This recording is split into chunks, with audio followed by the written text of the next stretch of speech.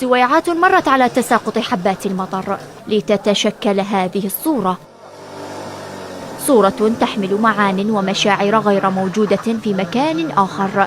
جموع عطشة لأجواء بغدادية خالية من أي شائبة، إذ ترى المواطنين من مختلف الأعمار يتوافدون لممارسة طقوس ترسم لهم ذكريات تراثية بغدادية. هيك أجواء يعني تشجع على واحد يطلع، لأنه لا أكو حار ولا أكو شيء، والجو لطيف وحلو، وتشوفين أنت قدامك، وهاي المنظر اللطيف مال نهر دجلة. يعني احنا نحب هيك يعني مكانات، وهذا وساعدهم بهاي الشغلات اللي هي مثل نقول أثرية.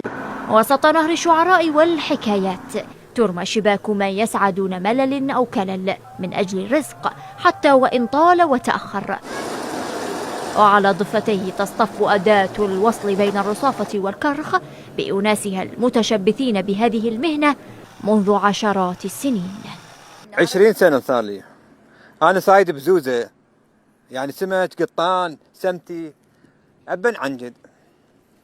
هاي شغلتنا أبن عن جد. جدي هم كان بلام سلمان، كانت القفة الدوب يودون بيها حنطة، وأبوي هم كان سماك.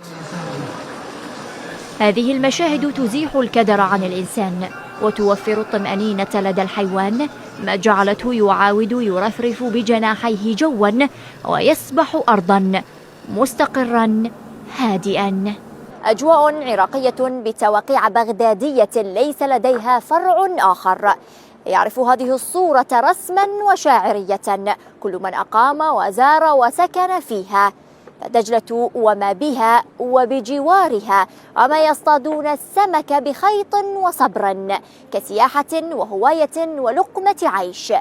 مشهد شتوي لا يستنسخ ولا يتكرر، وحقوق الطبع محفوظة لبغداد حصرا.